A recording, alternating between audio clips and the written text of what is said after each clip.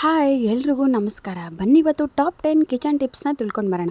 Tip number 1 ನೋಡಿ, ಇಲ್ಲಿ switch board ಯಾವ ಥರ ಗಲೀಜಾಗಿದೆ ಅಂತ ಹೇಳ್ಬಿಟ್ಟು ಇದನ್ನು ಒಂದೆರಡು ನಿಮಿಷದಲ್ಲೇ ಮನೇಲಿರೋ ಬ್ರಷನ್ನು ಉಪಯೋಗಿಸ್ಕೊಂಡೆ ನಾವು ಕ್ಲೀನ್ ಮಾಡ್ಕೋಬೋದು. ನೋಡಿ, ನಾನಿಲ್ಲಿ ಒಂದು ವೇಸ್ಟ್ ಬ್ರಷ್ನ ತೊಗೊಂಡಿದ್ದೀನಿ. ಅದಕ್ಕೆ ಒಂದು ಸ್ವಲ್ಪ ಟೂತ್ ಪೇಸ್ಟ್ನ ಹಾಕ್ಕೊಂಡು ನೋಡಿ ಈ ರೀತಿ ಸ್ವಿಚ್ ಬೋರ್ಡ್ ಮೇಲೆ ನಾವು ಈ ರೀತಿ ಚೆನ್ನಾಗಿ ಉಜ್ಕೊಳ್ಬೇಕು. ಇವಾಗ ಸ್ವಿಚ್ ಬೋರ್ಡಲ್ಲಿ ನಾವು ನೀರು ಹಾಕಿ ತೊಳೆಯೋಕ್ಕಾಗೋದಿಲ್ಲ ಮತ್ತು ನೀರು ಹಾಕಿ ಒರೆಸೋಕ್ಕೂ ಆಗೋದಿಲ್ಲ, ಯಾಕಂದರೆ ಕರೆಂಟ್ ಶಾಕ್ ಬರುತ್ತೆ ಅಂತ ನಿಮ್ಗೆಲ್ರಿಗೂ ಗೊತ್ತು. ಸೊ ಹಾಗಾಗಿ ನಾವು ಈ ಥರ ಹಳೆ ಬ್ರಷನ್ನು ಉಪಯೋಗಿಸ್ಕೊಂಡು ಕ್ಲೀನ್ ಮಾಡ್ಕೊಳ್ಬೋದು. ನೋಡಿ ಇವಾಗ ಇದು ಎಷ್ಟೊಂದು ಗಲೀಜಾಗಿದೆ ಅಂತೇಳ್ಬಿಟ್ಟು ಜಸ್ಟ್ ನೀವು 1 ಮಿನಿಟಲ್ಲಿ 2 ನಿಮಿಷದಲ್ಲೇ ನೀವು ಇದನ್ನು ಹೊಸ ಸ್ವಿಚ್ ಬೋರ್ಡ್ ಯಾವ ರೀತಿ ಇರುತ್ತೆ ನೋಡಿ ಆ ರೀತಿ ನೀವು ಕ್ಲೀನ್ ಮಾಡ್ಕೊಳ್ಬೋದು. ಸಿಂಪಲ್ಲಾಗಿ ಒಂದು ಬ್ರಷು ಮತ್ತು ಒಂದು ಟೂತ್ ಬ್ರಷ್ ಇದ್ದರೆ ಸಾಕು. ನೋಡಿ ಇವಾಗ ಇದನ್ನೆಲ್ಲನೂ ನೀಟಾಗಿ ನೀವು ಎಲ್ಲೆಲ್ಲಿ ಗಲೀಜಿದೆ ನೋಡಿ ಅಲ್ಲೆಲ್ಲಿ ಈ ಥರ ಚೆನ್ನಾಗಿ ಉಜ್ಕೊಂಡ್ರೆ ಚೆನ್ನಾಗಿ ಕ್ಲೀನ್ ಆಗುತ್ತೆ. ಜಸ್ಟ್ ನೀವು ಒಂದು 2 ಮಿನಿಟ್ಸಲ್ಲಿ ಇದನ್ನು ಕ್ಲೀನ್ ಮಾಡ್ಕೊಳ್ಬೋದು. ನೋಡಿ ನಾನು ಈ ಥರ ಎಲ್ಲ ಕಡೆನೂ ಬ್ರಷಿಂದ ಎಲ್ಲನೂ ಚೆನ್ನಾಗಿ ಕ್ಲೀನ್ ಮಾಡ್ಕೊತಾ ಇದ್ದೀನಿ. ಸೊ ಇವಾಗೆಲ್ಲನೂ ಉಜ್ಕೊಂಡಿದ್ದೀನಿ. ಇವಾಗ ಇದು ಯಾವುದಾದ್ರೂ ಒಂದು ಹಳೆ ಬಟ್ಟೆನ ಸ್ವಲ್ಪ ನೀರಲ್ಲಿ ನೆನೆಸ್ಕೊಂಡ್ಬಿಟ್ಟು, ಇಲ್ಲಾಂದರೆ ಹಾಗೆ ಕೂಡ ನೀವು ಇದನ್ನು ಈ ಥರ ನೀಟಾಗಿ ಒರೆಸ್ಕೊಳ್ಬೇಕು. ನೋಡಿ ಈ ಥರ ನೀಟಾಗಿ ಒರೆಸ್ಕೊಂಡ್ರೆ ಎಲ್ಲೆಲ್ಲೆಲ್ಲ ಗಲೀಜಾಗಿರುತ್ತೆ ನೋಡು ಅದೆಲ್ಲನೂ ಬಟ್ಟೆಗೆ ಅಂಟ್ಕೊಂಡು ನೋಡಿ ಯಾವ ಥರ ಕ್ಲೀನ್ ಆಗಿದೆ ಅಂತ ನೀವು ನೋಡ್ತಾ ಇರ್ಬೋದು. ನೋಡಿ ಹೊಸ ಸ್ವಿಚ್ ಬೋರ್ಡ್ ಯಾವ ರೀತಿ ಇರುತ್ತೆ ನೋಡಿ ಆ ರೀತಿಯೇ ಇದನ್ನು ಕೂಡ ಕ್ಲೀನ್ ಆಗಿದೆ. ಟಿಪ್ ನಂಬರ್ 2 ನೋಡಿ, ಈ ಥರ ಸಿಸರ್ಗಳೆಲ್ಲ ತುಂಬ ದಿನ ನೀರಲ್ಲಿ ಇಟ್ಬಿಟ್ಟು ಅಥವಾ ಒರೆಸ್ದೇ ಇಟ್ಟರೆ ನೋಡಿ ಈ ಥರ ಜಂಗ್ ಬಂದಿರೋ ಥರ ಆಗಿರುತ್ತೆ. ಇದಕ್ಕೆ ನಾವು ಒಂದು ಸ್ವಲ್ಪ ಕೊಬ್ಬರಿ ಎಣ್ಣೆ ಹಾಕಿ ಈ ರೀತಿ ಒರೆಸ್ಕೊಂಡು ಅದಾದಮೇಲೆ ಒಂದು ಬಟ್ಟೆನೇ ತೊಗೊಂಡು ಸಿಸರ್ನ ಕ್ಲೀನ್ ಮಾಡ್ಕೊಂಡ್ರೆ ಸಾಕು. ನೋಡಿ ಎಷ್ಟು ಚೆನ್ನಾಗಿ ಎಲ್ಲನೂ ಹೋಗ್ಬಿಡ್ತು ಅಂತೇಳ್ಬಿಟ್ಟು ಸಿಂಪಲ್ಲಾಗಿ ನೀನು 1 ಮಿನಿಟಲ್ಲಿ ಇದನ್ನು ಕ್ಲೀನ್ ಮಾಡ್ಕೊಳ್ಬೋದು. ಅದೇ ಥರ ಹಾಗೆ ಬಿಟ್ಬಿಟ್ರೆ ಸಿಸರೆಲ್ಲ ಹಾಳಾಗಿಬಿಡುತ್ತೆ. ಯಾವಾಗಾದರೂ ವಾರಕ್ಕೊಂದ್ಸರಿ ನೀವು ಈ ರೀತಿ ಕ್ಲೀನ್ ಮಾಡಿಕೊಂಡ್ರೆ ಸಿಸರ್ ಕೂಡ ತುಂಬಾ ಚೆನ್ನಾಗಿರುತ್ತೆ. ಇವಾಗ ಟಿಪ್ ನಂಬರ್ 3 ಏನಂತ ನೋಡ್ಕೊಂಡು ಬರೋಣ ಬನ್ನಿ. ನೋಡಿ, ನಾವು ಒಂದೊಂದು ಸರಿ ಸ್ಟವ್ನ ಚೆನ್ನಾಗಿ ಕ್ಲೀನ್ ಮಾಡ್ಕೊಂಡಿರಲ್ಲ. ಆವಾಗ ಏನಾಗುತ್ತಂದರೆ ಸ್ಟವ್ ನಿಧಾನಕ್ಕೆ ಉರಿಯುತ್ತೆ, ಆವಾಗ ಗ್ಯಾಸ್ ಕೂಡ ಬೇಗನೆ ಖಾಲಿ ಆಗಿಬಿಡುತ್ತೆ. ನೋಡಿ ಈ ಥರ ಸ್ಟವ್ ಬರ್ನರಲ್ಲಿ ಏನಾದರೂ ಗಲೀಜು ಕೂತ್ಕೊಂಡಿದ್ರೆ ಸ್ಟವ್ ನಿಧಾನವಾಗಿ ಉರಿಯುತ್ತೆ, ಸ್ಲೋ ಬರುತ್ತೆ ಫ್ಲೇಮು. ಈ ರೀತಿ ನೀವು ಓಲಲ್ಲಿ ಇರುತ್ತಲ್ವ, ಸೊ ಪಿನ್ ಹಾಕ್ಬಿಟ್ಟು ಈ ರೀತಿ ನೀವು ವಾರಕ್ಕೊಂದ್ಸರಿ ಕ್ಲೀನ್ ಮಾಡ್ಕೊತಾ ಇದ್ದರೆ ಓಲೆಲ್ಲ ಬ್ಲಾಕ್ ಆಗೋದಿಲ್ಲ. ಸೊ ಸ್ಟವ್ ಕೂಡ ಚೆನ್ನಾಗಿರುತ್ತೆ. ನೋಡಿ ಇವಾಗ ಚೆನ್ನಾಗಿ ಉರಿತಾ ಇದೆ. ಟಿಪ್ ನಂಬರ್ 4 ಏನಪ್ಪ ಅಂದರೆ, ಕುಕ್ಕರ್ನ ಚೆನ್ನಾಗಿ ಕ್ಲೋಸ್ ಮಾಡೋಕ್ಕೆ ಬರಲ್ಲ ಮತ್ತು ಗಾಳಿ ಹೋಗುತ್ತೆ ಮತ್ತು ಚೆನ್ನಾಗಿ ವಿಸಿಲ್ ಬರಲ್ಲ ಅನ್ನೋರು ಈ ಥರ ನೋಡಿ ಕುಕ್ಕರ್ ಗ್ಯಾಸ್ ಕೆಟಲ್ ಇರುತ್ತಲ್ವ ಅದನ್ನು ಈ ಥರ ನೀರಲ್ಲಿ ಹಾಕಿ ಒಂದು ರಾತ್ರಿ ಇಡೀ ನೀರಲ್ಲಿ ನೆನೆಸಿಡೋದ್ರಿಂದ ಕುಕ್ಕರ್ ಯಾವುದೇ ರೀತಿಯ ನೀರು ಲೀಕೇಜ್ ಆಗೋದಿಲ್ಲ ಮತ್ತು ವಿಸಿಲ್ ಕೂಡ ಚೆನ್ನಾಗಿ ಬರುತ್ತೆ. ಸೊ ಒಂದು ರಾತ್ರಿ ಈ ಥರ ನೀರಲ್ಲಿ ಇಟ್ಬಿಟ್ಟು ನೆಕ್ಸ್ಟ್ ಡೇ ನೀವು ಯೂಸ್ ಮಾಡ್ಕೊಳ್ಬೇಕು.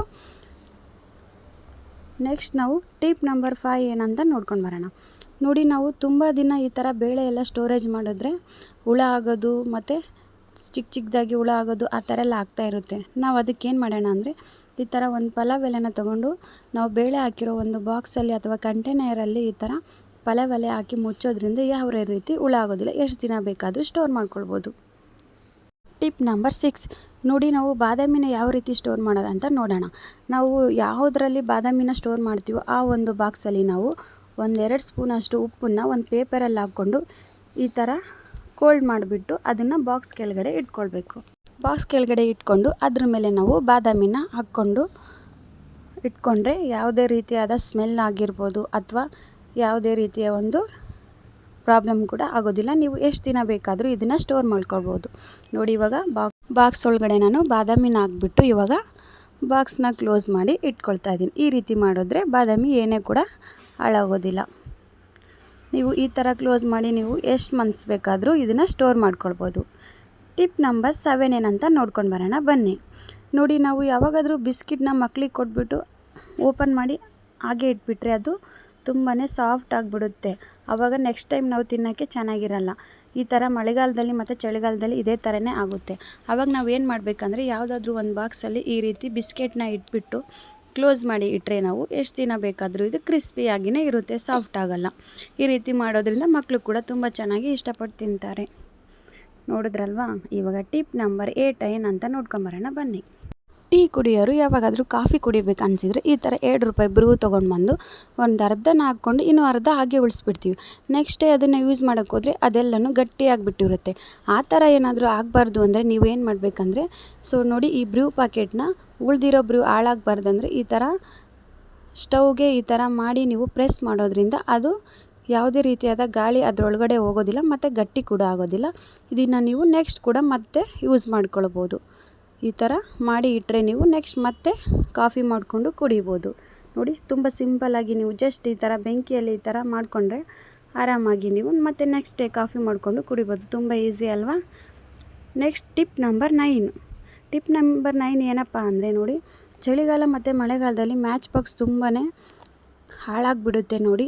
ಆ ಟೈಮಲ್ಲಿ ನಾವು ಈ ಥರ ಒಂದು ಬಾಕ್ಸಲ್ಲಿ ಮ್ಯಾಚ್ ಬಾಕ್ಸ್ನ ಸ್ಟೋರ್ ಮಾಡಿಕೊಂಡ್ರೆ ನೆಕ್ಸ್ಟ್ ಯೂಸ್ ಮಾಡಬೇಕಾದ್ರೆ ಚೆನ್ನಾಗಿರುತ್ತೆ, ಯಾವುದೇ ರೀತಿಯ ಹಾಳಾಗೋದಿಲ್ಲ. ನೆಕ್ಸ್ಟ್ ಟಿಪ್ ನಂಬರ್ 10 ಏನಪ್ಪ ಅಂದರೆ, ಕೆಲವೊಬ್ಬರು ಬೆಳ್ಳುಳ್ಳಿನ ಹೊರಗಡೆ ಸ್ಟೋರ್ ಮಾಡೋದಿಲ್ಲ, ಬಾಕ್ಸಲ್ಲಿ ಇಟ್ಕೊಂಡಿರ್ತಾರೆ. ಅಂಥವ್ರಿಗೆ ಈ ಟಿಪ್ಸು ನೋಡಿ. ಬೆಳ್ಳುಳ್ಳಿ ಬಾಕ್ಸಲ್ಲಿ ಇಟ್ಕೊಂಡು ಸ್ಮೆಲ್ ಬರ್ಬೋದು ಅಂದರೆ ನೀವು ಈ ಥರ ಬೆಳ್ಳುಳ್ಳಿನ ತೊಗೊಂಡು ಇಲ್ಲಿ ಹಿಂದ್ಗಡೆ ಇದೆಯಲ್ವ, ಇದನ್ನೇನು ಮಾಡಬೇಕಂದ್ರೆ ಸುಟ್ಕೊಳ್ಬೇಕು ನೋಡಿ. ಸ್ಟವ್ ಆನ್ ಮಾಡಿಕೊಂಡು ಈ ಥರ ಸುಟ್ಕೊಂಡು ಇಟ್ಕೊಂಡ್ರೆ ನೀವು ಬಾಕ್ಸಲ್ಲಿ ಎಷ್ಟು ದಿನ ಇಟ್ಕೊಂಡ್ರೂ ಸ್ಮೆಲ್ ಬರೋದಿಲ್ಲ. ಸೊ ಹೊರಗಡೆನೇ ಇಟ್ಕೊಳ್ತೀವಿ ಅಂದರೆ ಅವರಿಗೆ ಈ ಟಿಪ್ಸು ಯೂಸ್ ಆಗೋಲ್ಲ. ಯಾರು ಬಾಕ್ಸಲ್ಲಿ ಇಟ್ಕೊಳ್ತೀರ ಅವ್ರಿಗೆ ಈ ಟಿಪ್ಪು ತುಂಬಾ ಯೂಸ್ ಆಗುತ್ತೆ. ನೀವು ಎಷ್ಟೇ ದಿನ ಸ್ಟೋರ್ ಮಾಡಿ ಇಟ್ಕೊಂಡ್ರೂ ಬೆಳ್ಳುಳ್ಳಿ ಹಾಳಾಗೋದಿಲ್ಲ. ತುಂಬಾ ಸಿಂಪಲ್ಲಾಗಿ ನೀವು ಈ ಥರ ಮಾಡಿಕೊಂಡು ಇಟ್ಕೊಳ್ಬೋದು. ಮತ್ತು ಇದು ಸಿಪ್ಪೆ ಬಿಡ್ಸೋಕ್ಕೂ ಕೂಡ ತುಂಬಾ ಈಸಿಯಾಗಿ ಬರುತ್ತೆ. ಜಸ್ಟ್ ನೀವು ಹಿಂದ್ಗಡೆದೇ ಮಾತ್ರ ಸುಟ್ಕೊಂಡ್ರೆ ಸಾಕು ನೋಡಿ. ನಾನು ಇವಾಗ ಹಿಂದ್ಗಡೆದು ಮಾತ್ರ ಸುಟ್ಕೊಳ್ತಾ ಇದ್ದೀನಿ. ನೀವು ಕೂಡ ಅದೇ ಥರನೇ ಹಿಂದ್ಗಡೆದೆಲ್ಲ ಸುಟ್ಕೊಂಡ್ರೆ ಸಾಕು. ಈ ರೀತಿ ಮಾಡೋದ್ರಿಂದ ತುಂಬಾ ಬೆಳ್ಳುಳ್ಳಿ ಹಾಳಾಗೋದನ್ನು ತಪ್ಪಿಸ್ಬೋದು ನೋಡಿ. ಇವಾಗ ನಾನು ಎಲ್ಲನೂ ಸುಟ್ಕೊಂಡಿದ್ದೀನಿ ನೋಡಿ. ಈ ಥರ ಸುಟ್ಕೊಂಡು ಇಟ್ಕೊಂಡಿದ್ದೀನಿ.